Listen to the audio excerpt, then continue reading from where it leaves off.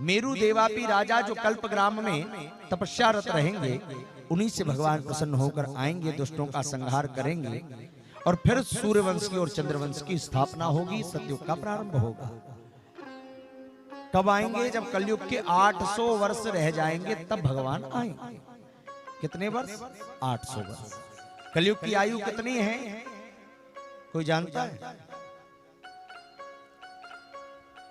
4,32,000 वर्ष। एक बार ताली बजाइए भैया के लिए। हम लोगों को हमारे सनातन के विषय में अगर पता नहीं है तो हम कैसे सनातनी हैं? इन कथाओं को बस सुन के मत छोड़ो, इन कथाओं को अपने हृदयंगम कर लिया करो। हमें पता होना चाहिए कि क्या कैसे। कलयुग से डबल आयु है द्वापर की, 8,64,000 वर्ष। उससे तिबल है त्रेता की, उससे चबल है सतयुग की। कलयुग की आयु 4,32,000 वर्ष है। अभी कितनी निकल गई?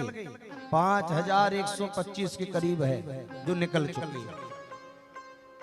हम लोग कहते कलयुग आ गया, अभी तो पलने में पड़ा है कलयुग। कहां आ गया? 4,32,000 में से 5,125-26 निकले हैं। हम कहते कलयुग आ गया, कलयुग आ गया।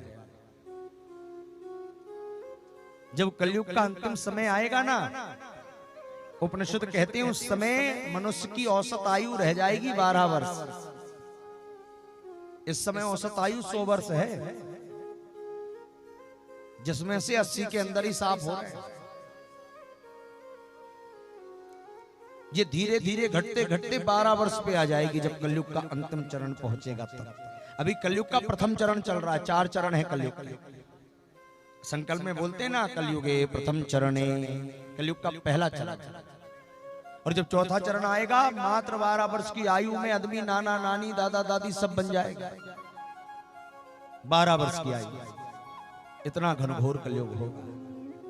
परीक्षित, अब तुम चिंता मत करो, लाख तक्षक भी आकर तुम्हें काटे तो तुम डरना नहीं। तुम तु राजन मरश्चेति पस बुद्धिन विमांजहि। अब तुम मरोगे, ऐसी बुद्धि निकाल देना। मरता शरीर है, आत्मा कभी मरती नहीं है। आत्मा कभी नहीं मरती।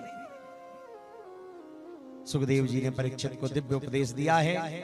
परीक्षित ने सुखदेव जी का पूजन किया है और गुरुदेव का पूजन करके चरणों में दंडवत किया और सुखदेव जी अपने धाम की ओर अग्रसर हो गए। कहिए श्री सुखदेव जी महाराज की जय हो। सुखदेव जी गए हैं, अब राजर्षि परीक्षित बैठे हैं, पुष्प भगवान को अर्पण कर रहे हैं। कथा का चमत्कार देखो, जो तक्षक नाग बहुत बड़ा था, वो तक्षक नाग छोटा सा कीड़ा बन गया कथा के प्रभाव से, और एक पुष्प में आकर बैठा है। जैसे ही परीक्षित ने पुष्प उठाया है, तक्षक ने स्पर्श किया। देखो श्राप लगा था तो मौत तक्षक ही आएगी, पर कथा सुन ली तो जो विशाल तक्षक से बड़ा चटपटा कर होने वाली मौत थी, वो मृत्यु भी महोत्सव बन गई है। जय हो। ये मृत्यु को महोत्सव बनाने का ग्रंथ है। किसी ने आपके ऊपर गोली चला दी, अब बिल्कुल बंदूक से गोली निकली, यहां लगने वाली, मरोगे। लेकिन भगवान अगर कृपा कर दे तो जो गोली यहां लगने वाली थी वो कान को छिलाकर निकल जाएगी। मतलब पहले मरते, अब थोड़े से घायल हो। कृपा क्या करती है? बचाती तो है, पर कृपा बिल्कुल नहीं हटाती। भगवान की कृपा उस कष्ट को कम कर देती है। आज तक्षक नाग ने स्पर्श किया है और सशरीर श्री परीक्षित जी महाराज भगवान के दिव्य धाम की यात्रा पर चल दिए हैं। कहिए परीक्षित जी महाराज की जय हो। श्रीमद् भागवत भगवान की जय हो। परीक्षित के पुत्र जन्मेजय ने सर्वश्रेष्ठ यज्ञ किया है। अगस्त जी ने आकर उस यज्ञ को रुकवाया है। हम सब ने 7 दिनों तक सुखदेव जी और परीक्षित के दिव्य आख्यान का श्रवण किया है। श्री सूत जी शौनकादिक ऋषियों को कथा सुना रहे थे। शौनकादिक ऋषि सुन रहे थे। मैत्री जी कथा सुना रहे थे महाराज, और सुखदेव जी कथा सुना रहे थे परीक्षित को।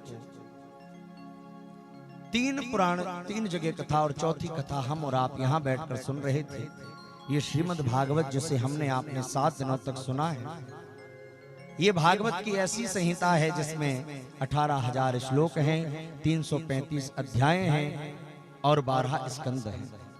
अभी मैंने कहा ये पोथी नहीं, कोई पुराण नहीं, ये साक्षात श्री कृष्ण का वांगमय स्वरूप है।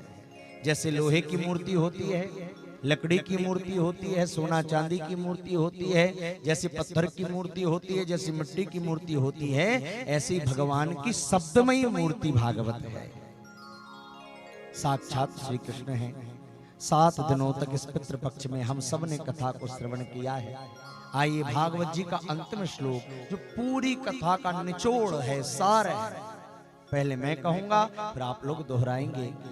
रीढ़ की हड्डी को सीधी करके बैठे, जिनके सिर ना ढके हों सिर को ढक लें।